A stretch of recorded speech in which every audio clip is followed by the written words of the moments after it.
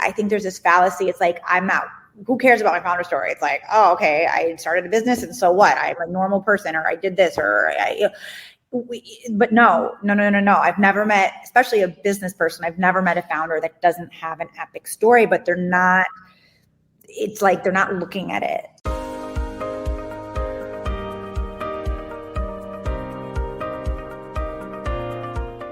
Welcome to the Carrie Barrett Show. I'm Carrie Barrett with Patrice Poltzer. How are you?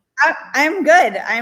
I'm live from my new Lisbon apartment. So what time is it there? It is 2:00 or 2:10. So we're 5 hours ahead of New York. Got it. And well, your place looks beautiful. If you don't know Patrice, she is a former newsie, kind of like myself. She worked at NBC. She's now the founder of Video Storytelling Agency and Business. And we're going to talk all about that in a moment. But she recently moved to Lisbon, and I've been following all of your posts on LinkedIn about the change that occurred that you weren't necessarily expecting. It's sort of like the backstory. How's everything going? No, I mean, if I'm being honest, it's totally beaten me up. I don't, I moved I have 3 young kids, and we lived in New York I lived in New York for 13 years. My oldest kid is 10. So everyone moved here in August, and this sounds insane, but there was not a moment in this move where I thought, Patrice in Brooklyn is Patrice in Lisbon, and everything's the same. I like to travel. I like change. I like adventure. It was like there was not a scenario that maybe I would feel a little different, and maybe it would be, whoa, I'm living in a brand new country, community from scratch, built, my business.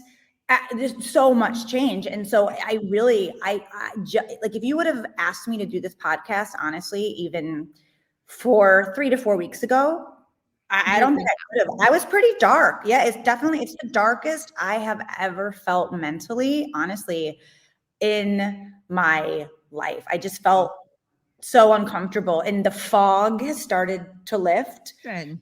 But it's an adjustment. I'm building a new life here. So it's interesting because as newsies, we probably both like adventure and think we're up for like whatever comes our way and we can handle it. And we're good at like winging things, and the show must go on and all of those other platitudes. But was it just that sort of behind the scenes difference, like the little things, going to the grocery store or figuring out how to get around town or starting the kids in a new school? Was that the stuff that was like eating away at you, or just being alone? Yeah. You know what? It's funny. I think I underestimated the power of my community. Gotcha. So New York is such, and also too, I think living in New York, I did not realize how much of my own identity was tied to New York. Like, there's something about New York where I loved it. I loved raising my kids there. I loved, it's a little bit hard, but I embraced that. Yeah. And so I think coming out of New York and then not having that sense of like foundation, which sounds crazy. It is not like I wanted to move for adventure, but I'm not looking to replace my New York life. That's impossible. But I really do think I underestimated how much of myself I tied to living in the city. So this has unraveled me, because it has actually forced me to really get honest with, what do I want in my life? Like, what do I want my business to be? Because in New York, you're in the hustle. It's exciting. It's like there's always something going on. And but also when it's quieter and I'm sucked out of that madness, all of a sudden, I don't have a community here. I don't know the language. By the way, everyone speaks English here, and there's so many. Basically, all of America is moving to Lisbon. So I know I have some other friends who are moving there also. I'm so sorry, Lisbon. Part of me is like, oh God, I apologize.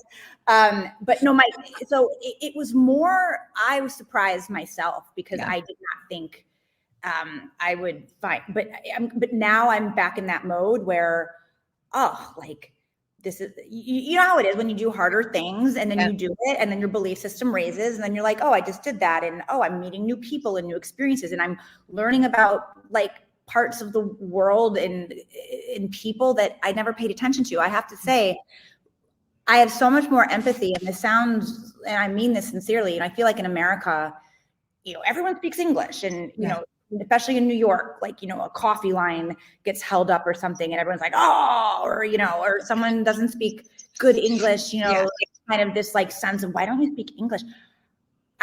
Guess what? I'm the foreigner, and I'm the one holding up the coffee line. I'm the one that doesn't know their culture and the customs. And I'm the one that doesn't know how to pronounce I'm like broken Spanish, but they speak Portuguese. And it's really humbling. And I've gone actually back to some of my friends who were not born in America and English was their second language. And I said, I'm so sorry that I never asked you, not once in our friendship, how is it the first year that you were living in a brand new country? I'm like, how did I never consider that? So this has really humbled me out in so many ways. And also, like, we're not the center of the universe. And it's like really been an interesting ride. And I'm only here 100 days, but even in that 100 days, I'm like, wow, I feel like a different person. The first 100 days is like sort of the measure of anything, right? We talk about the first 100 days of the presidency or the first 100 days of, a job or whatever. And so it's like that, I feel like you're really put to the test in that period. I'm glad to hear that you're coming out of it. And I don't think that, I remember, so we used to move around a lot when I was a kid, and we lived in Saudi Arabia for a while, and we lived in the UK for a while. And I remember thinking, my mom talking about this, how she was actually more prepared. She enjoyed her time in Saudi more so than she did in England, because she had mentally prepared herself for just a vast change in lifestyle and really just life for that matter. Whereas in Britain, she sort of assumed it would be very similar. The language is pretty much the same. And she wasn't prepared for those small things that were wildly different than her previous experience. And it made her lonely and sort of go into one of those dark places as well. I didn't have that. I was a kid. I didn't know any different, but I remember her talking about that and not fully understanding it. And now obviously having a different understanding and perspective as adults. So I appreciate you joining our show and talking about it. I know that it was rough for a while. Yeah, no. It's all relative, right? But no, it's good. And my kids are, I have 3 kids. I have a 10-year-old, 7, and almost 3. And I mean, they are just thriving. They're already, I'm like, I need to learn the language so bad because they're already talking behind my back in front of my face. I'm like, this is too soon. Like my 3-year-old, I had to Google Translate him the other day. He's like, no fasa isu. I'm like, I don't know what he's saying. And he's saying, like, don't do that, Mom. I mean, it's unbelievable. Kids are so smart. They're so much smarter than adults. I'm like, they all are just, it's like we haven't even been here 3 months, and my middle and my youngest are literally can understand and talk it already. There's so much more plasticity, and also probably previous habits are not quite as ingrained as they are in us. We have a set of routines and a certain way things are done, and it's much harder for our brains to sort of break out of that and open up to something new. We like our routine. We like our order. Yes, exactly. A quick reminder to the audience, thank you for being here. We are going to do Q&A at the end of the show. So if you have questions, keep them coming in the comments. I will pull them up and ask Patrice, and we'll discuss at the end of the show. We have a lot to talk about. So one of the things that Patrice does in her business is she helps founders understand what their founder story is and then put it together. So I want to talk about that. But before we get to that, that's really like the crux of like the business knowledge. I want to talk to you a little bit about the pivot you made out of the news industry and into a business owner, because I made the same pivot and I had no idea what I was in for or what I was doing. I was a disaster for like the first 2 years. But I'm curious about what led you out of the news industry and how it is that you stumbled upon it. So you and I would do different things. Neither of us are in PR, which is sort of like standard operating procedure for former news folks. But tell me a little bit about like what brought you out of the news industry ultimately, and then how you got to sort of where you are as Patrice Poltzer, business owner. Yeah, no. So I'll give cliff notes because I never wanted to be an entrepreneur. I never had any aspirations to run a business. I did not ever think that would ever be available to me. I kind of had this notion that, people that run businesses are special. Yeah. They're very smart.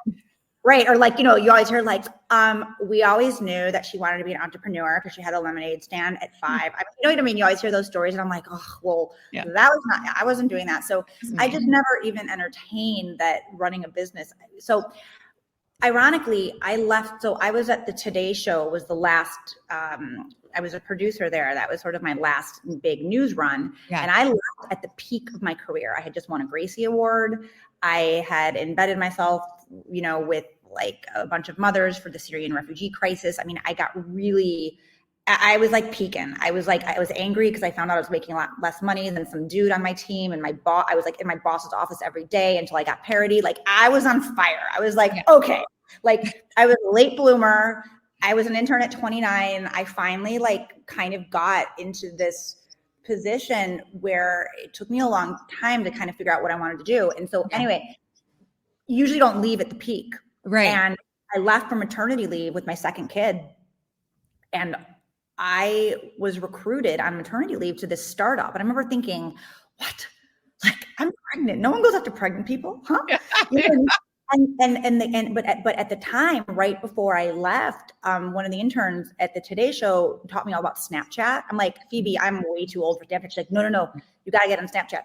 I got so into Snapchat that, I mean, it was like my own world. And so so this guy reached out to me and totally legit. He's like, this sounds so creepy. He reached me out on LinkedIn. He goes, I follow you on Snapchat and you need to come run the video department at my company. He's like, this is what we need. So at first you think it's fake. You're like, this is right. Fake. With the scammer, I'm going to end up in like a suitcase somewhere at the bottom of the Hudson.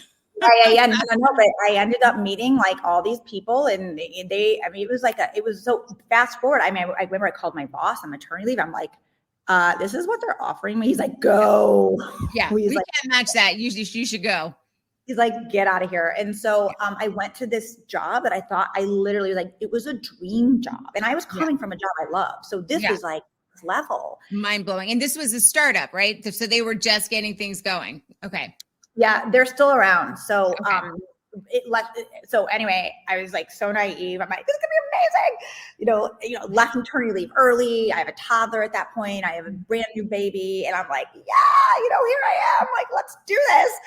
And it was awful. It was like honestly one of those like soul crushing sliding door moments in your life where it's amazing how quickly your esteem can just be completely ripped from you. It took me about 100 days.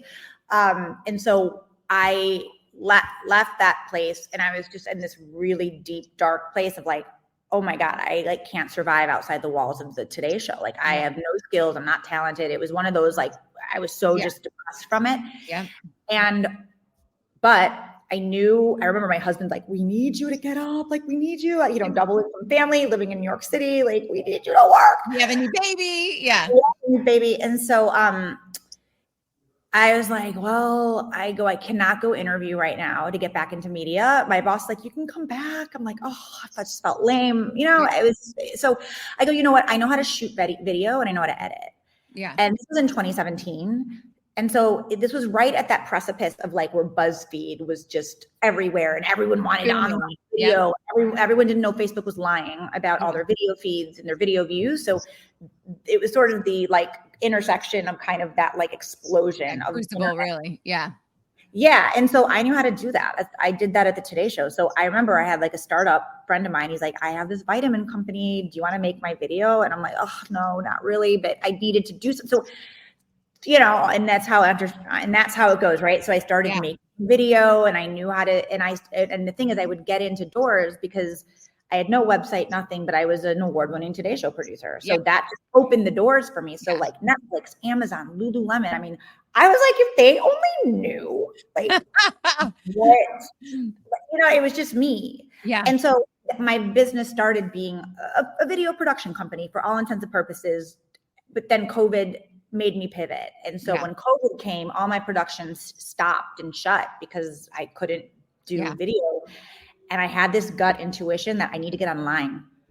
So at the top of 2020, I started, I took a 90-day mastermind from this woman I met on Instagram. And I just felt like called to her. And she changed my life. She taught me how to sell. She taught me about like boot camps online and making I remember I just started running like Zoom boot camps. And I remember so my business has evolved, and now most of my business is all online. So it's workshops, it's programming, and it's about storytelling. I still have the video company, but so yeah, I got into it by accident, never intended to stay. And there's no way I would ever be able to move to Lisbon if it wasn't for me having my own business and being able to work anywhere in the world now. So it's just like one of those weird life things, right? Where it all starts to like come together. It's interesting. I always read this quote. In fact, I've read it probably 4 times. It's popped up already this week in different areas. And the quote is, you can't connect the dots looking ahead. You can only connect the dots when you're looking behind. And you see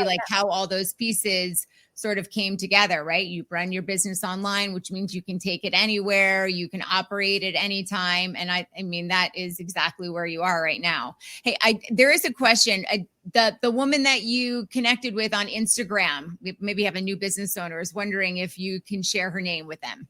I can, but she doesn't run that anymore. Her name is, she's a force. Her name's Shannon Monson, but she is here. I can write her name. Yeah. She's a genius. We're still friends, and she now is, I don't know anyone better. There's no one better. And I know there's a lot of people now in that space, but she is OG. She was selling stuff on Instagram before Instagram was even like anyone was doing it. She was always just, she left the Mormon church. So she ahead of the curve. Her drive to make money came from this really deep place of like, kind of going back to story, which is why I was like attracted to her, because she had a fire in her. I'm like, oh my God. And then when I learned her backstory, I'm like, oh, you know, she was always told women, you know, you get babies, she had babies when she was like 20 and married. And anyway, so your quiver with babies. Yes. Yeah. And now she's like a multi, you know, she's like, okay, all right. So genius. I said I was going to save the questions for the end, but I have another one here. And since we're moving on from your move to Portugal, somebody's asking, why Lisbon? Why did you pick Lisbon? Yeah, I mean, lots of reasons. I loved living in New York City. And so I kind of came to the conclusion that we didn't really want to live anywhere else but New York City, but super expensive with 3 kids. And I didn't want to move anywhere else in the US. So you kind of were like, oh, well, okay, well, where else could we go? I'm not an EU citizen. But in the past couple of years, we visited Lisbon, fell in love with it. It's a 6-hour flight, 6.5-hour flight from New York to Lisbon. Yeah. So it's almost like going to LA. Yeah. And there's something magical about it. I don't know if have you ever been to Lisbon? I have not. No. It is. It's really, I can't explain it. I love lots of countries. I love Italy. I love Paris, but I would never want to live there. Yeah. And when I was in Lisbon, me and my husband and I only had 2 kids. We kind of jokingly were like, we should move here, you know? And that was 5 years ago. And then all these countries, Spain, Lisbon, you have all these European countries now that have these visas that you don't have to be a citizen. It's never happened in the history of the world. So it's a really small window of opportunity. So I encourage, if anyone has a little inkling of like, oh, I kind of want to be a European for a bit, now is the time, because it's really easy for Americans to leave for a little bit. So there's a big expat community then, it sounds like, too. Yeah. Oh, definitely. Yeah. But Lisbon's a very, very special place, and English speaking, like, look, it's Portuguese, but everyone speaks English. So there are some countries, to be honest with you, France, France is much harder to navigate if as a non-French speaker. But here you can get by, and the cost of living. I mean, I lived in New York, so it's like, I'm like, oh my God, it's like I can get a mansion for a song. Yeah, exactly. So and the quality of life, the people, the food, I don't know, it's nice. It's a nice place. Awesome. Well, thank you for sharing your experience with us. All right, so let's talk about the founder story, what it is and why it's important. There's a lot of talk about, you got to show up, you got to put yourself out there. And I think for the most part, whether or not we've done that, most of us as business owners or founders sort of understand why that's important, but maybe we don't know how, or how to use that content to bring people to us or to find the right people. I think one of the key things is understanding what your founder story is and then how to leverage it. So let's start with the very basics. For those who may not be familiar, what exactly is a founder story? Like, what elements of your narrative or your arc does it include? Yeah, so it's a really great question because there's a lot of people, a lot of businesses get the founder story confused with the brand story, and they're two different stories. And so just to kind of put it into two buckets, what you probably see most of are brand stories. The brand story is about like how the business came about, right? Like how was how Airbnb came, like what was like, we saw a problem in the marketplace and we had this great idea and I went to solve it, and now I have this company that blah blah blah blah blah. Like that's not a founder story, that's more of a brand story. The brand story is about the audience. It's really like the main character in the brand story is focused on the audience and why someone would want to particularly go to the company. The founder story, you are the star. It is your values. It is your beliefs. Your founder story does not even have to do anything. It does not have to talk about your current business. Your founder story, you can take off the shelf and bring with you to other ventures, other experiments. Your brand story lives and dies with the business that you started. So that's just to kind of separate that, because what happens is most businesses, they group both of them and it ends up being too long. It ends up there's something, you have more impact when you actually say, I'm going to have a brand story, and then the brand, the founder story is usually on the about page, and then the brand story is the homepage video, right? Yeah. Yep. So that's kind of, and so quite simply, the founder story, honestly, it did not matter as much. I don't think up until probably the last handful of years. Yeah. Because quite frankly, there's just too many people now online. It's so easy to start a business. You need a phone, you need an internet connection. Yeah. You don't even need an original idea. You really don't. So what happens is, in the past where you just didn't have as much competition, there is just too much. People cannot take it all in. So you need to help someone choose you. You as a business owner need to make it so easy. And it's not enough to be like, well, we have better cupcakes, or we have the best sweatshirts, or we are sustainable, or we have lower prices. No, or we have the best quality or the best service. At some point, if that's the market you're competing in, that's all that's ticket to entry. If you don't have a good product, you're not going to survive anyway. Exactly. So you have to start saying well, what is going to make me stand out and attract my audience and my customers? That, my friend, is you.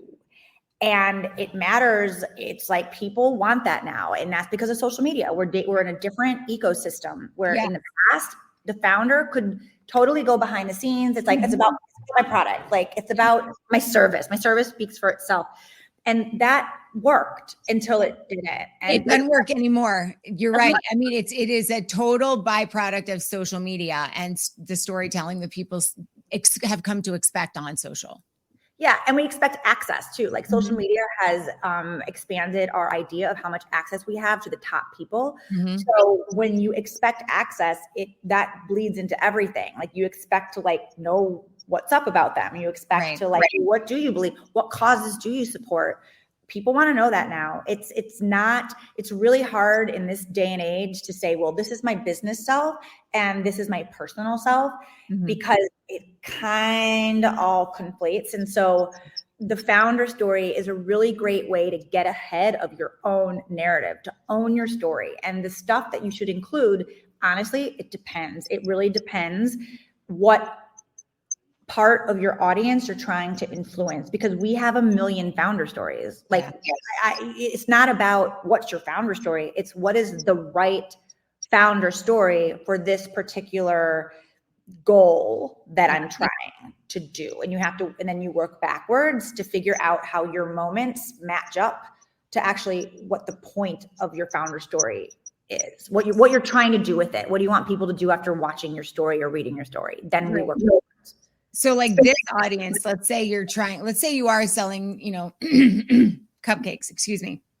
And you did the, lower prices and best product and, whatever, sustainability and yada, yada, yada. And now you have to tell a story about yourself. And maybe your story is your grandmother or your great grandmother, you grew up spending time in the kitchen and you developed recipes. Am I putting this together correctly? There's like an emotional connection that your audience has with why, not even necessarily why you do what you do, but why you're the person you are. And do you create different founder stories for different audiences?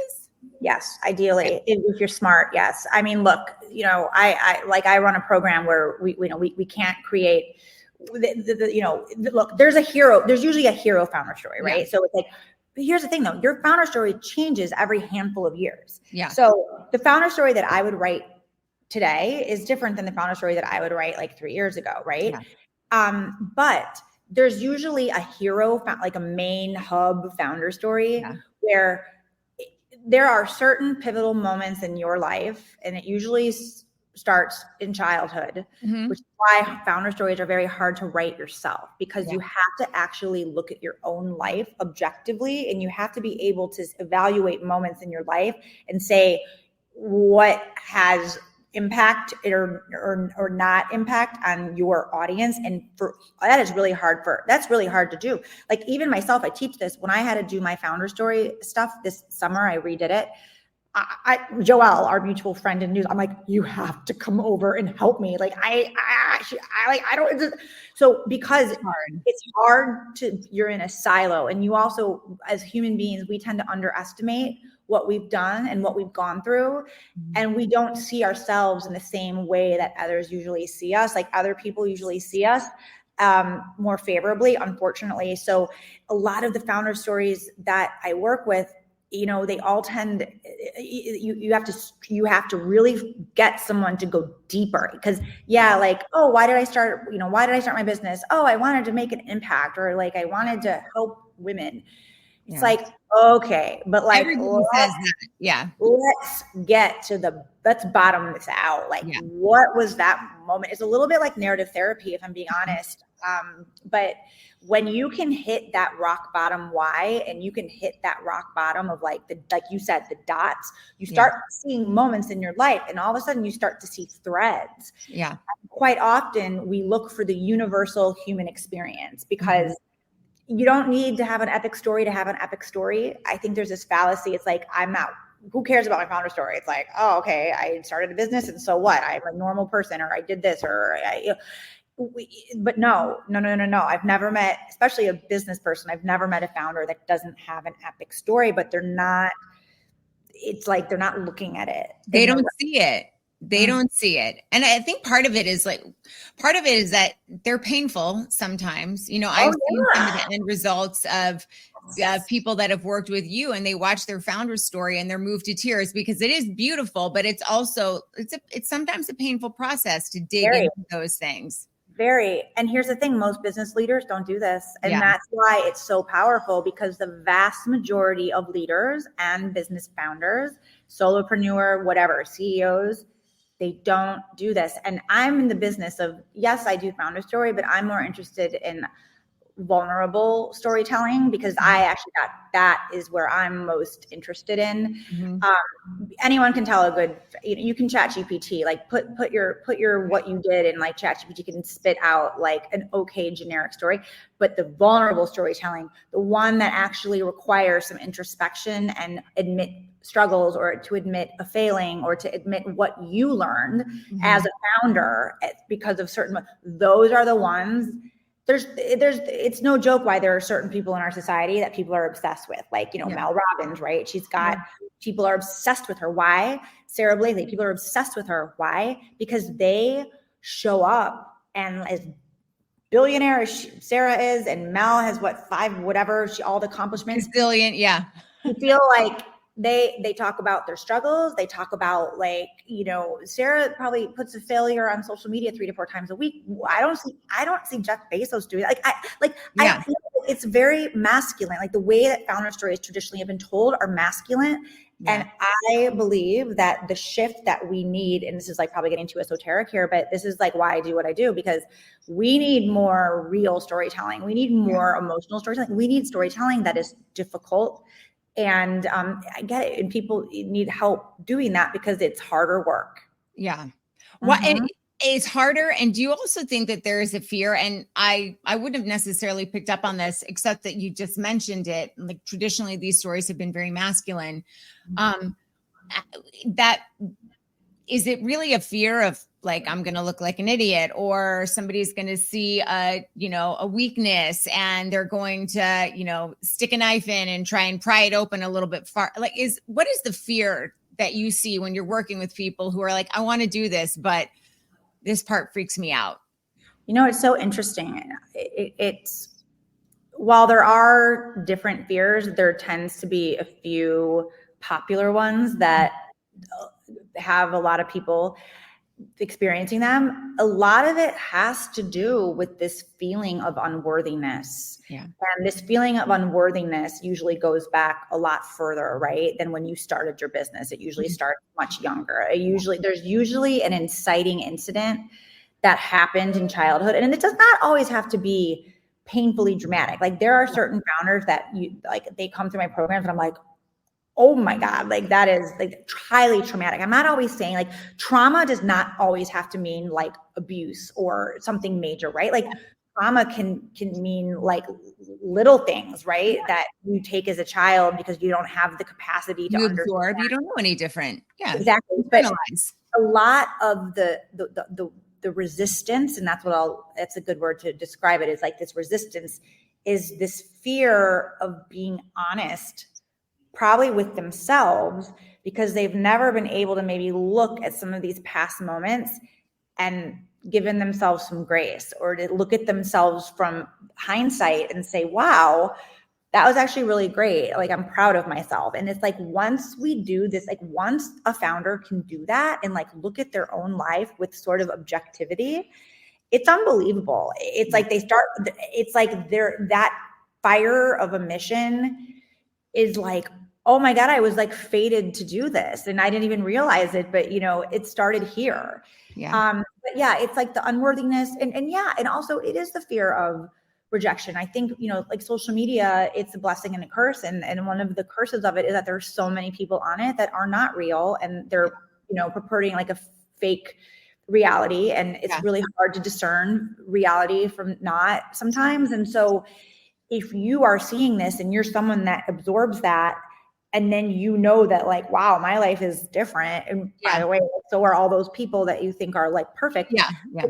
But if no one's opening that, then people are hesitant because no one likes to be judged, right? No human wants to feel exposed. But I always say you're being judged anyway. So you have to actually get to a point where your mission and what you're doing is so much stronger, and the people that need to hear you and the people that need to know you exist, they're important. They're the ones we're trying to attract. And you're going to get judged a little bit, but who cares? Because they're judging you anyway, even when you're not saying anything.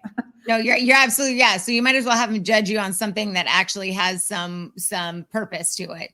Yeah. And also, like, we're not trying to be Netflix here. I think that's the other thing too. I think back in a period of time, it was like, oh, we got to scale and like, we got to get big and like, we got to be, it's like, no, actually, that's not that, the niches are in the riches. Like it's, we just need our little pocket of the internet. We need our little slice of the pie. Like, we don't need to be bajillionaires, right? Like most people that I work with, like, they're not motivated by making $1 billion. Like, they're motivated because they really are impacting their corner of society. And they know that their story is a powerful tool to influence and to move.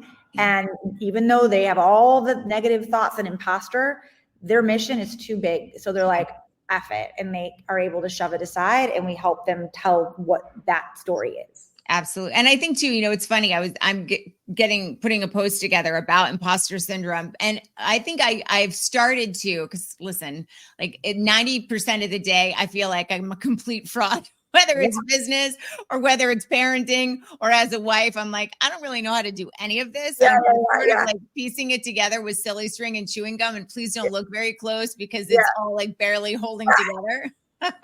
But I have started to use that And you mentioned earlier, just sort of like changing the narrative. Like you really just need a couple of successes or one success to start reframing that story that you've created in your head. And then you get one success and another, and you have that sort of dopamine drip that brings you to the next level and the next level. And so I've started to take those little wins and turn that imposter syndrome or fear into that actually helps me with my clients, because most of them have, they're coming to me for media training and they have a fear of getting up in front of the camera because they're worried about making a mistake. And why are they worried about making a mistake? Well, it's rejection or loss of status. And why do those things happen? Because people will think you're a fraud because you screwed up or you're like an imposter. And so all those fears, I'm like, wow, I could weave them into the way that I help my clients because they're dealing with exactly the same thing. And that becomes part of the story. No, and then what you're doing is I call that strategic storytelling. We're not storytelling because we're writing Netflix documentaries. Maybe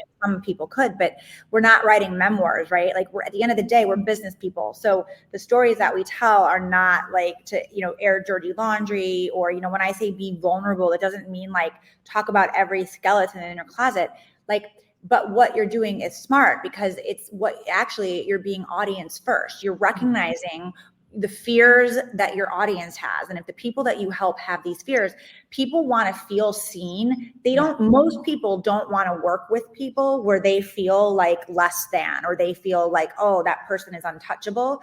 So what you're doing is you're leveling the playing field and you're giving them permission to have all those negative thoughts because you as the guide are like, no, it's cool. I have it too. But here's the thing, when I kind of go back to this masculine feminine thing about founder story is this is why we need more feminine. And I don't mean women, but I mean feminine led storytelling, because what you're doing there is like most of people do not do. That's not the way you run businesses, right? You do not be vulnerable. But I believe that actually, if we had more people shifting into what you just described, that is how we start having healthier workplaces. That's how we start being more empathetic to people that are working for us or that we're working next to. And storytelling at the end of the day, that is the ultimate empathy bridge builder. So it all goes hand in hand. Yeah. Okay. So maybe I did figure that part out.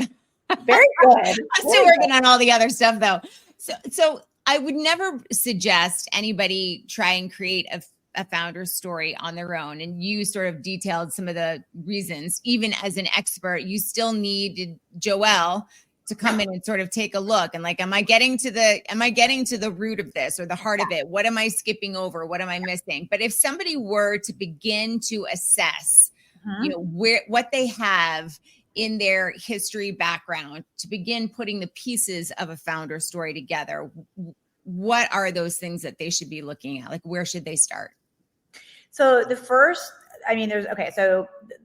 thing I always do is like, you have to really understand why you want to put yourself out there. Yeah. Right. Because that will influence what moments in your life you might choose, like just to give you an example, like I have people that come through my programs and workshops that are authors or they're writing a book. Like I have a woman that like her book is coming out next year. And if anyone who writes a book knows that even if you have a Penguin publisher PR team, they mostly do diddly squat and the sales of your book are really on you. So what does that require? It requires you to put yourself out there. So like authors, right? So that's a very different objective than, okay, let's take Sarah Blakely. She's the former founder of Spanx as an example. Why is she still showing up on social media most weeks? Why is she still in her car, on her phone, sharing moments and sharing bits and pieces? She's a billionaire. What does she have to prove? I don't know this, but my guess would be like, you know what? Brand loyalty. She's probably going to launch a new company. She's probably has future aspirations. She knows that she needs to keep that army around her, and the way to keep that. So her objective for founder storytelling is quite different from an author. So you first have to really get clear on why you want to just start sharing, because it is scary and uncomfortable at first, right? So if you're not clear on that, you're not going to do it. Right. So that's number one. Okay. The second is once you get clear on that, you're like, okay, all right, now I know why I'm doing this. Now you got to go into audience first. Now you start thinking to yourself, well, what part of my audience, like, what do they care about? And I'm not talking like they like Starbucks and they make 6 figures and they're millennials. Like, we're not talking about the typical demographics of when you hear Certain audience stuff. research. Yeah. You're more psychographic stuff. I'm talking about like you need to get really deep on the psychographics of your audience. And the psychographics are like, what do they care about? What do they worry about? Like, what are their inner fears? What are their inner desires? By the way, I have an AI process that is like, it's like unbelievable. And so it's really shortened the timeline on some of this market audience research. But first you have to do audience stuff first. Most people don't do that. They jump right into their story. Mm-hmm. And what happens is if you don't do any of this stuff beforehand, you jump into a story, but you might be telling the wrong story. For that audience. It could be a good story. And this happens all the time. Like someone's telling the story and it's like, but I don't really care. This happened to one of my clients. Like she had this all over her pages and her website pages. And I'm like, why are you telling this story? And she's like, well, this. I go, is that who you're like trying to attract? Well, no, we changed our whole story. So it's like you telling the right story is half the battle, not just how do I tell my content story. So that's the first thing. Then once you do that work, then you got to do some life mapping. And life mapping it sounds horrible, but I have a really great process for it. But yeah, you have to identify moments and chapters in your life where you just got to brain dump without judgment. You just got to kind of like get stuff out. And then once you do that, then you start identifying threads. And I have a process for that. I mean, it's sequential. You don't just say like, oh, okay, I'm gonna tell this story. I mean, you can, but like if you want to do it more strategically, there's ways to like do this in an order where you like I know that the story that I am telling is landing. Because do you ever get people? I'm sure you get this people in your own line of work where like I'm showing up all the time. I am posting. I'm on LinkedIn, but it's not landing. It's not connecting. I'm not getting any sales. I'm not getting any DMs. I'm not getting any comments. I'm not getting like, and I've been showing up every day for sometimes a year. Yeah. You know why? Because like showing up and opening your mouth and talking, that's not it. Like there has to be a little bit more intentionality in it. Yeah. And especially that holds true with founder stories. Like there are so many moments in your life that are probably really cool, but maybe you keep that to your girlfriends, or maybe you keep that to like, on certain podcast interviews, right? Like being able to know how to pull that lever from your own life and fire what you're trying to do is really strategic and powerful. You're 100% right. I found, and early on, that the story that I most love, or that maybe my client most loves, is not the right story necessarily for your audience. Maybe it's a corollary or it's adjacent, but very often we're attached to some particular moment or transition or, sort of hero's journey, and it's not necessarily the right one, or the right elements aren't pulled out of it to deliver to the audience. I love that you have like a process to bring people through that. Yeah. And the other thing too is like, look, a lot of founders, some of these deeper insights do start in childhood, but that doesn't necessarily mean you need to start in childhood. Yeah. I can't tell you how many times I've worked with people and like, there's like a big moment. Like, for example, there's one woman I'm thinking of. She's a former like executive at Disney, and she had a very traumatic incident when she was like 10. Her dad almost died, and it changed her whole family structure, and her family basically like fell apart like after this. And she's like, basically it was like a horrible experience, and it was very pivotal. And like when she was very convinced, like this is the moment and this is how I want to start the story. But as we started like digging into what she's actually trying to do today in her business, it like, okay, that's a great story and you should definitely sprinkle that in, but to kind of hook that as your main, even like pitching media, like, you all know that like those moments in media, like get the attention of people like yourself.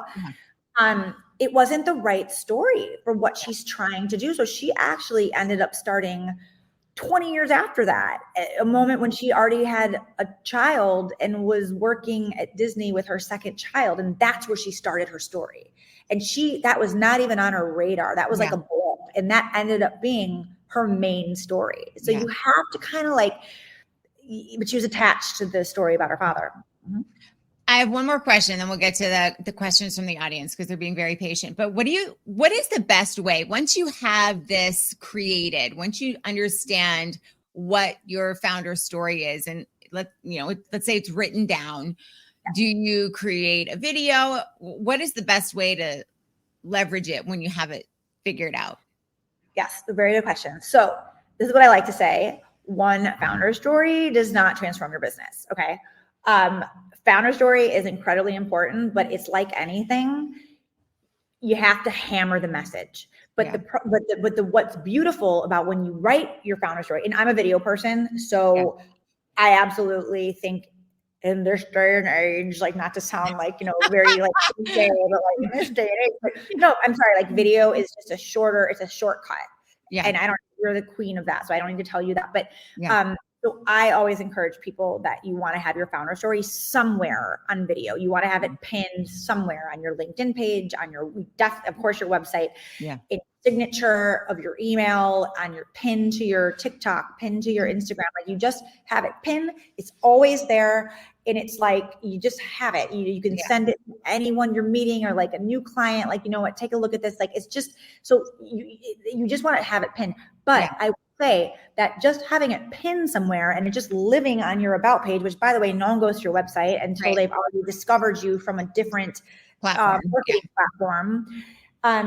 This is why I weave my story into everything. Like I'm telling everything, like my welcome email sequences, when I have like, thank you, like emails for my products, like I'll usually weave a little, like I weave in elements of my personal backstory into everything because people don't remember either. So sometimes when you think you're being annoying, and it's a good sign when you are like, I am so annoying. Like I feel that like all the time, by the way.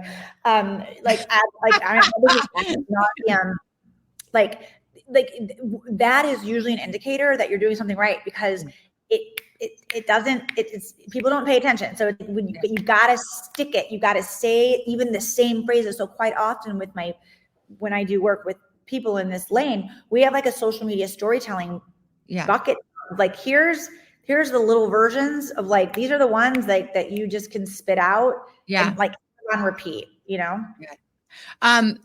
Mike says, thank you for your help and advice over all of the years. Mike's taken he took my AI course actually recently. So yes, thank you, Mike. I want to give you a chance to talk about what you have coming up. And by the way, I think I need to work with you. Can you share a portion of your founder story with us? I mean, I have many versions, but like, one, I'd say like, kind of like my hero version is, I'm a total late bloomer. I literally was an intern at 29 and I have a very visceral memory. I mean, I feel it. I was very insecure, and especially, coming from news where ageism and all of that stuff it's real. Yeah. And I remember being an intern. I mean, I was selling books door to door for like 3 years around the country in my 20s. I was so lost. And when I finally got this internship, I was like, oh my God, I can't believe I got this internship. I was at time.com, right? And I'll never forget, like this guy, Jeff, came up to me in the newsroom and he's like, is it true? This is like months in that you are 30. And I remember like, he like saw into the soul of like my most biggest insecurity. And I remember now I'm like, oh my God, what a little shit. But and I was like, no, I lied to him. So I remember in that moment, I'm like, oh my God. So the reason I say this is like, I've always had this feeling that like I'm this late bloomer. Yeah. And I'm not. And it's interesting because once I kind of like got going and I got into like, I was actually really only like from 29 to like 35, 34. but I did a lot of things real fast. Yeah. And it's kind of like, I kind of take this, like, I feel like my founder story is, you know, realizing that we're all in our own time, right? Like everyone's late on something, right? It's, you know, there's, and also I had my last kid when I was 43. I feel like that's pretty late. I mean, like, yeah, I didn't know that. Yeah, not anymore. I feel like 43 is the new like 35, right? Like, but you know, I also think like when I got into the Today Show and I was doing all these cool things, and then, you know, I got to this startup and I got knocked down. Like it's been a lot of like knockdowns. Like COVID shut my business, like literally $0, like knockdown.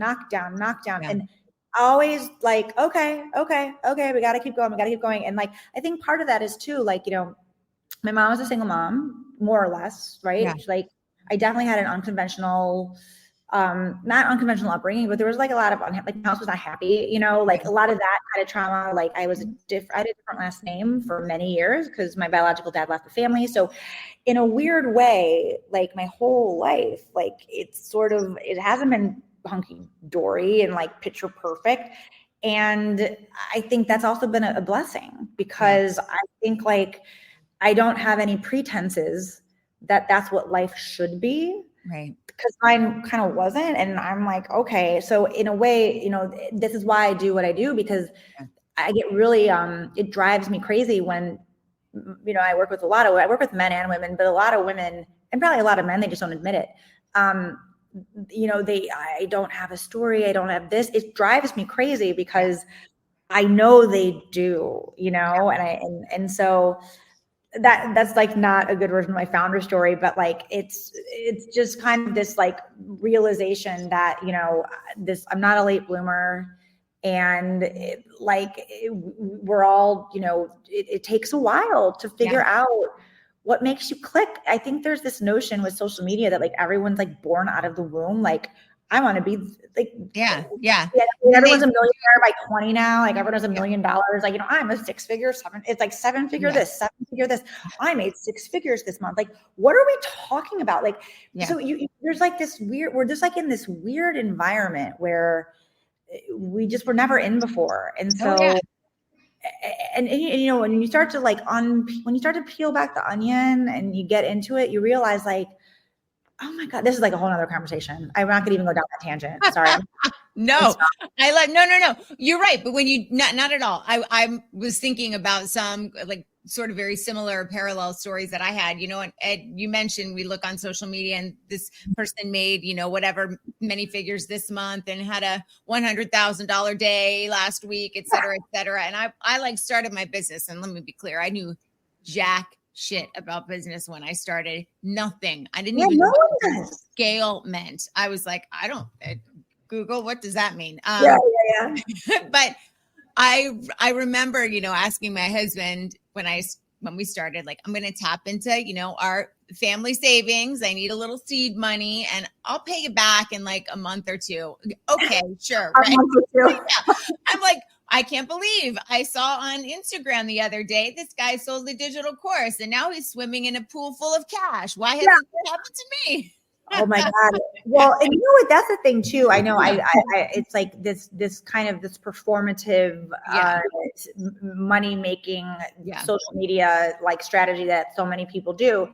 You know, I mean, that's the other thing too. It's like, you know, for the first 2 years of my business, I mean, I first of all, I was making nowhere near what I made, you know, even the Today Show or my startup. And it was, but as a new entrepreneur, like I was the same as you. I'm like, I didn't, what is this normal? Like, I mean, I did a video on it. I did a reel on it. My first year in business, and mind you, I'm living in New York and I have a double income family. Like my husband's like, he's not a finance bro. Like this is like, he's in startups. Like you know, we both like, you need to work. Yeah. Like my earnings are like important to like the health of, you know, the family. And, my first year in business, I know, because I have it on a spreadsheet. I netted 38 grand.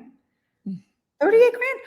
That was my first year in business. I mean, was it gross? I'm like, what's gross? What's net? Yeah, I know, same thing. I'm like, I don't know what that means. I hope she doesn't ask me a question about it.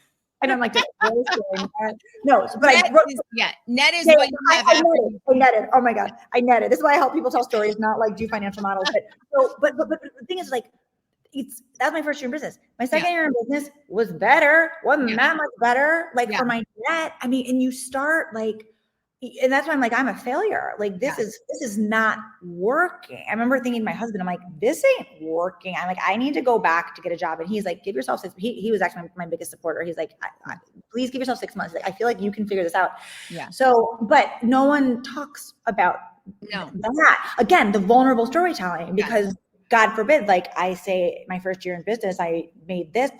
What is that? Negative. I didn't make anything I made, I spent plus in my first 2 years. It was a complete disaster. Yeah. And I fell prey to all sorts of scammers, and it's a learning process. It's a learning process. Yet we have like companies that are fully funded by VC money and make $0. And like, that's cool. I don't understand. Right. But somehow like small business owners and people in our space, I feel like there's more pressure to, I got to make 6 figures the first year and 7 figures this. And it's like, even if you don't tell people you did. Yeah. Exactly. Yeah. Oh my God, it's like a whole other episode. You know what? We should actually probably do an episode on that, because we have a lot to talk about. So we do have a couple of questions to get to. And the first one is, you mentioned AI specifically, I think this person is referencing the process of like creating the psychographics. Mm-hmm. In terms of using AI for other founder or brand story creation, is this something you recommend or no? Yeah, actually, and this is kind of a great question, and this is a perfect question for me to say this. So I have a really totally like my own brain. This is not for me, like, like copying we've all have the ChatGPT prompts. It's not about prompting, right? If it was about prompting, then we would all be millionaires right now, right? So it's about, I believe it's like this deeper, insightful, can we use AI to help us emotionally connect to our audience? Mm-hmm. And so I went down this path because my students were using AI and they were turning in really bad stuff. And I was like, I can't make this into a video for you. So I had to learn about AI by accident. Now I'm like obsessed with it. But actually, for the next 2 weeks, so my workshop that I ran live, I turned it in, you can buy it. And it has all of it. Yeah. And it's right now it's under $100 because I'm working on like getting it in smaller pieces, but then the price will go up permanently December 24th. Okay. But people can buy it now. But also, if you buy it, part of that, I have a 16-page guide that has my process of how I think about like, how do you get this, what you're asking, like kind of the psychographics, because it's wild. Once you know how to like kind of use AI to get to the psychographics. Yeah. It's like a whole new world. You start using AI differently because you're not just prompting it like, give me 5 caption ideas that talk about how I can help someone make video. Like it's literally like, here is the inner fear of my person. Mm-hmm. Here are some moments like and I lay this all out. So so I'm going to have to push you to my Instagram or my Instagram because it's in my bio. It's in your link of bio. I actually bought your workshop. I haven't had a chance to do it yet, but yeah, I did. I am a big fan of you. All right, we got a question from Joey, and we talked a little bit about this earlier on. It seems that social media is a necessary evil. How else can we get our message out there? Is there any other way that you recommend, or is social really where it's at? That's such a great question. So here's the thing. I just dropped the thing in there. Thanks. So I sometimes, and this is probably, I'm just thinking this off the top of my head.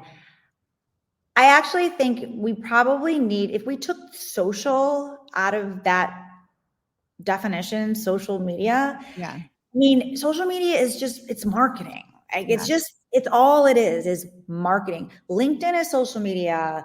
Like, I mean, how do you define social media now, right? Like social media platforms. I mean, so can you not use it? There are always examples. There's always outliers of people that don't use it. I think it's a lot harder. I think if you have a very plugged in network, if you already are coming and you're very known in your industry and you are already a superstar or people know you in person, again, I personally do not know. And this might be controversial, but I actually think it's a total first world bratty problem. I really do.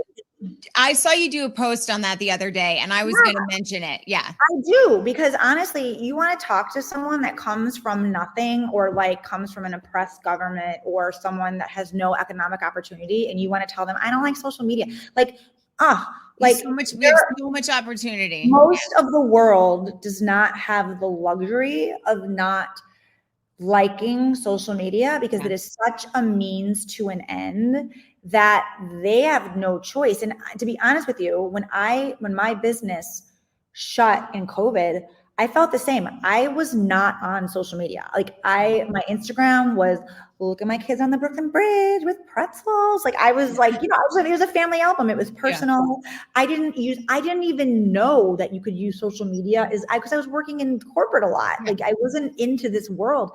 So I remember when I all of a sudden was pregnant with my third kid in New York, all of a sudden, all my money stops. I'm like, you know who the next day went straight to my Instagram? I'm public now. And I got to get on because I got to build. It wasn't even like I need to build an audience. I was literally like, I just need to start seeing if I can attract people that want to learn from me. And do I have anything that people want to hear about? I had no idea. So I really, I actually don't view social media as necessarily evil. I think, right now the world's on fire. So it's hard on social media. Yeah. It's because there's so much suffering and pain right now.